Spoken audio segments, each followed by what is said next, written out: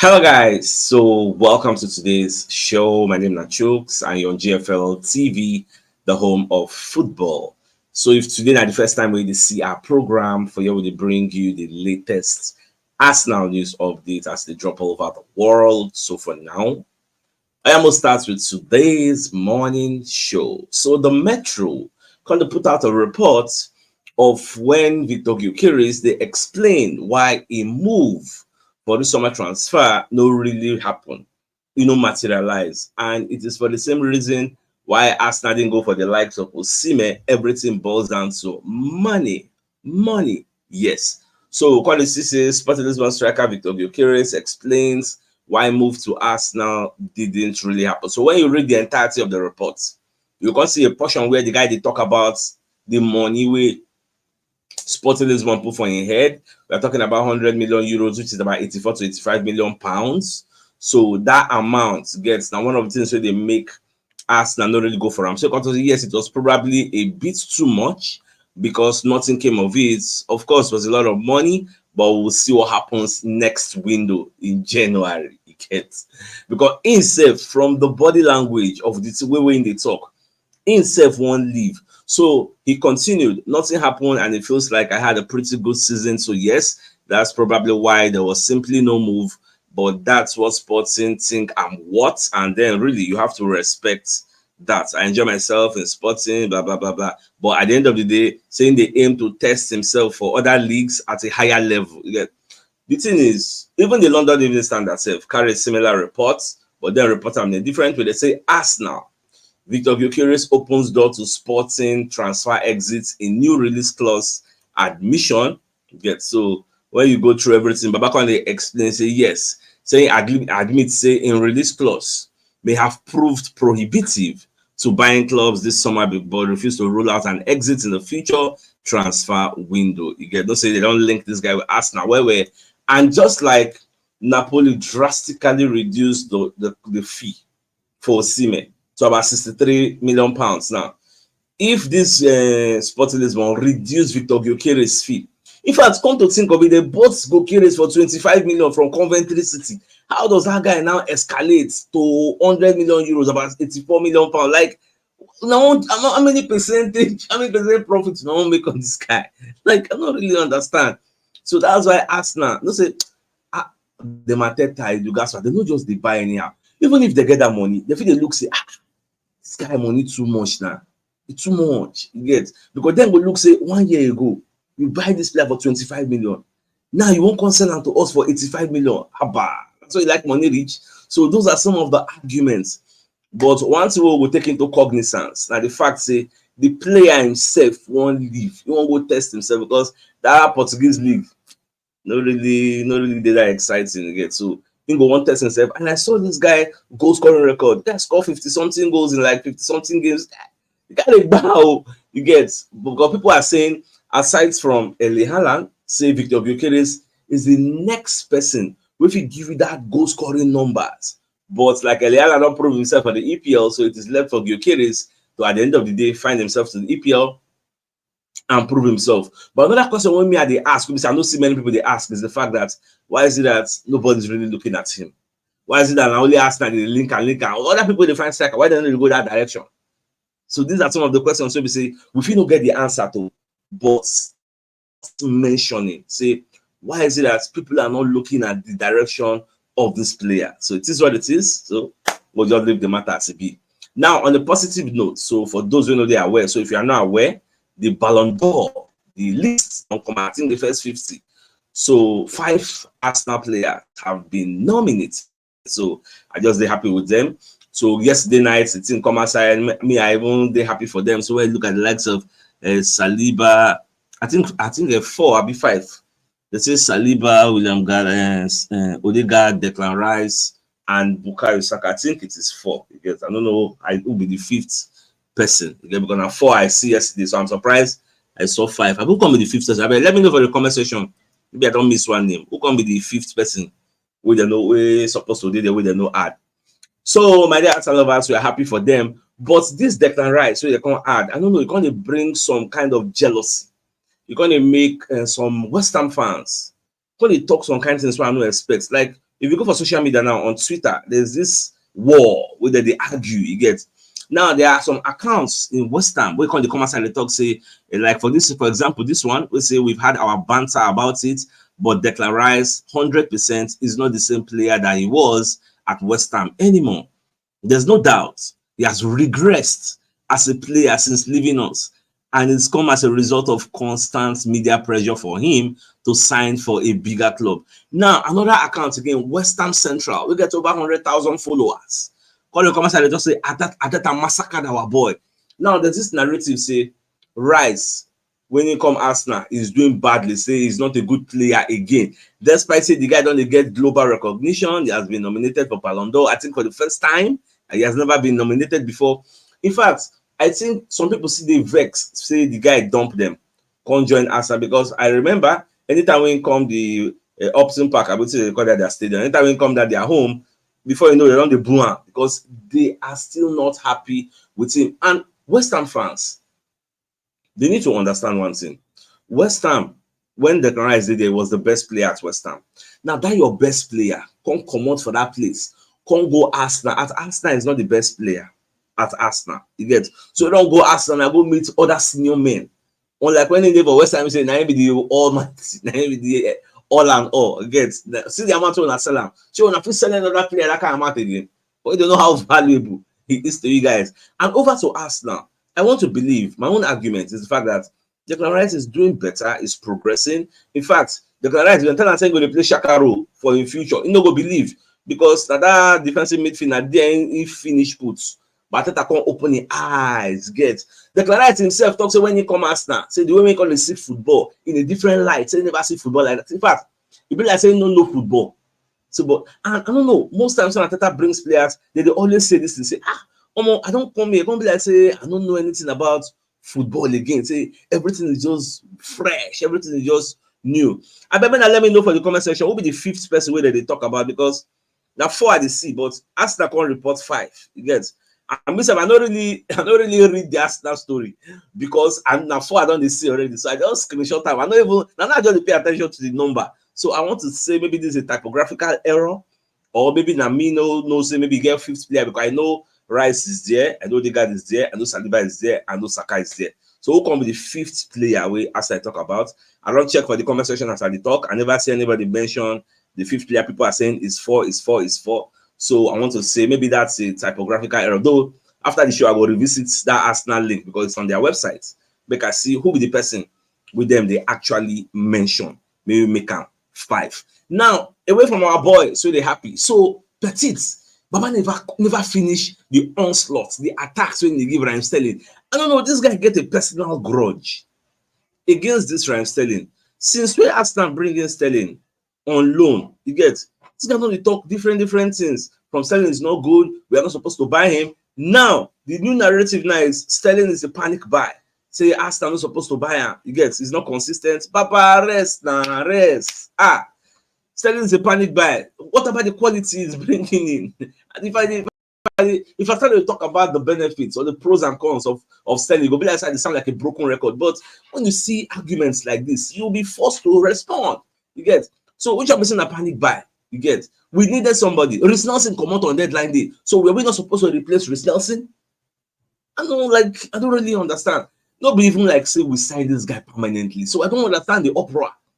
If it's a permanent buy now, and here I go to understand people they talk. But this is a temporary move.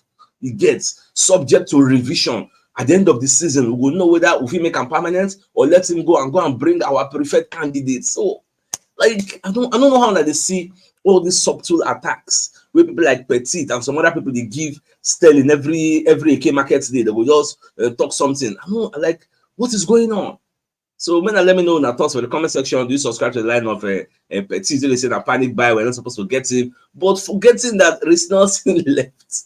So if Reece Nelson leave, or okay, Reece Nelson is also a panic sell because you have to add the two together.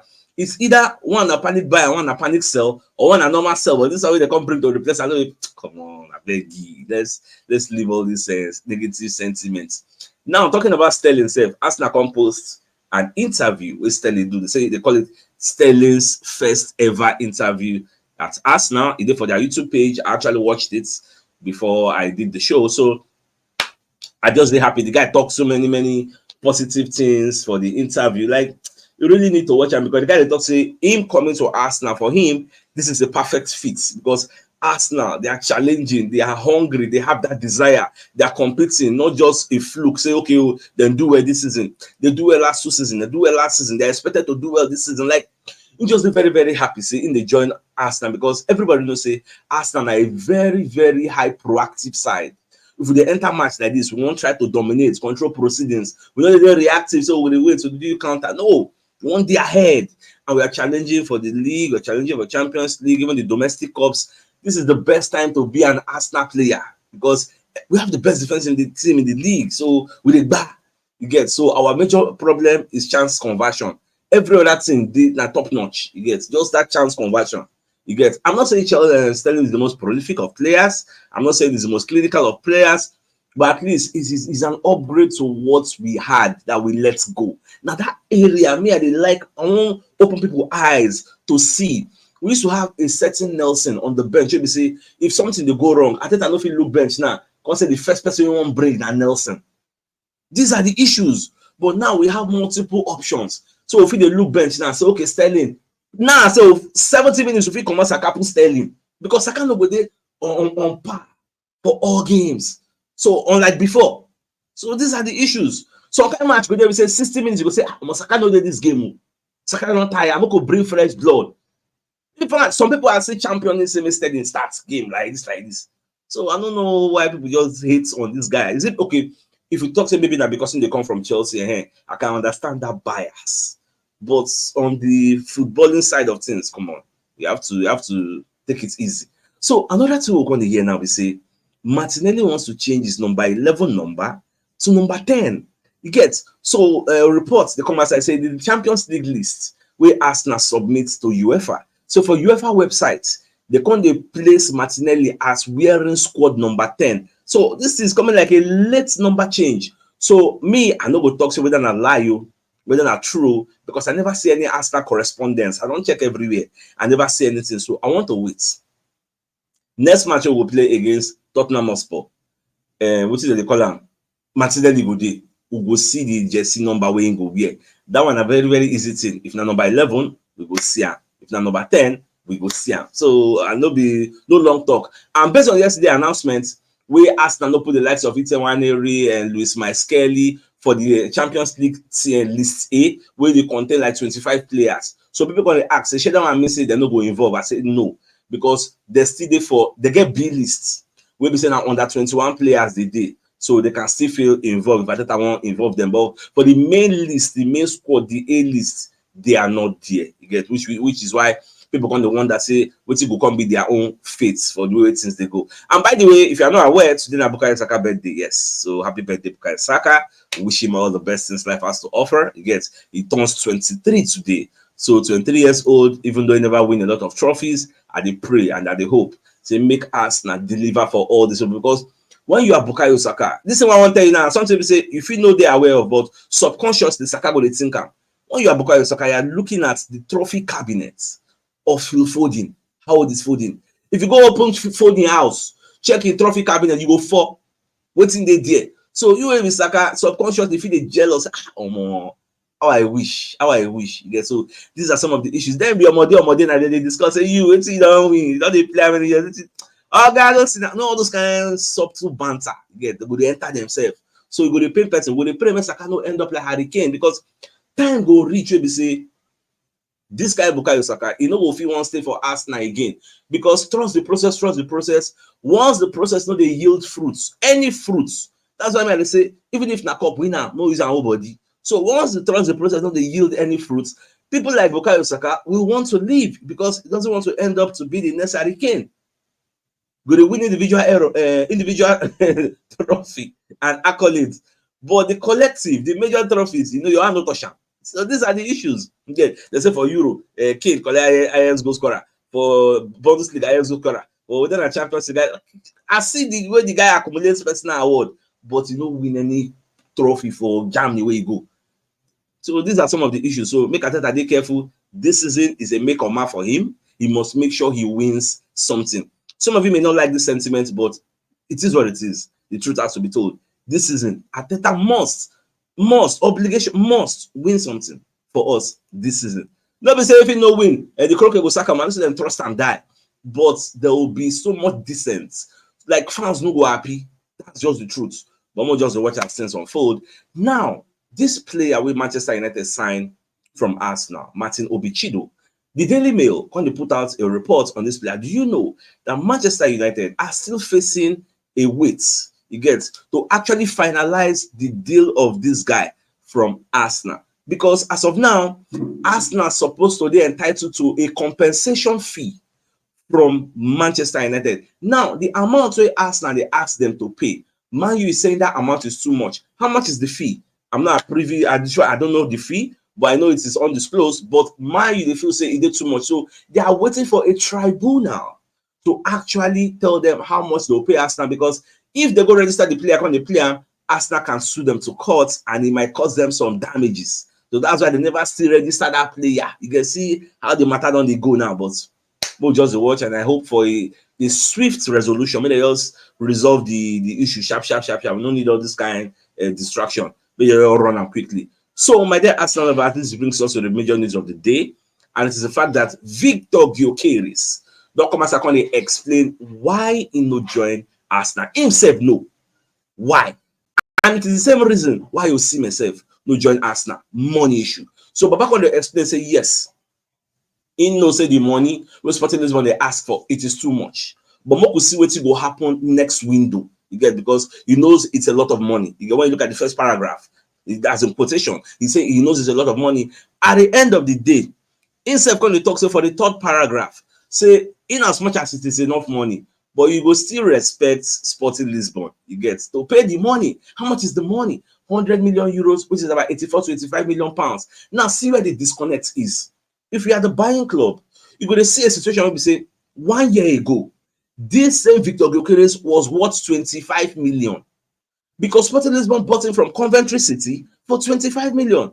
Then how come a year later he's now commanding 85 or 84 million pounds, which is the release clause that's supposed to be negotiated under normal circumstances? So as it be now, Arsenal looks at that fee, it is too much. How much the guy even earn in salary? I don't think say they too much. Because so the same thing we are saying about Osimhen. Osimhen right now, his fee now is 63 million pounds, which is about 75 million euros. His salary is about 246,000. So we share that money we will not afford. These are some of the issues. So we could wait by January, depending on how our season they go. If our season they go badly, we go there forced to enter the market in January to get a striker. But if our season is going well, we know they forced to enter. So it depends how everything they be. So we'll just watch as season unfold. So my dear Arsenal lovers, I think this is a fine place for us to call the show an end. So it's like come your way later tonight in the evening to give you the evening news. So then thanks for tuning in. Enjoy the rest of your day. Now get out. All right, guys. Bye-bye.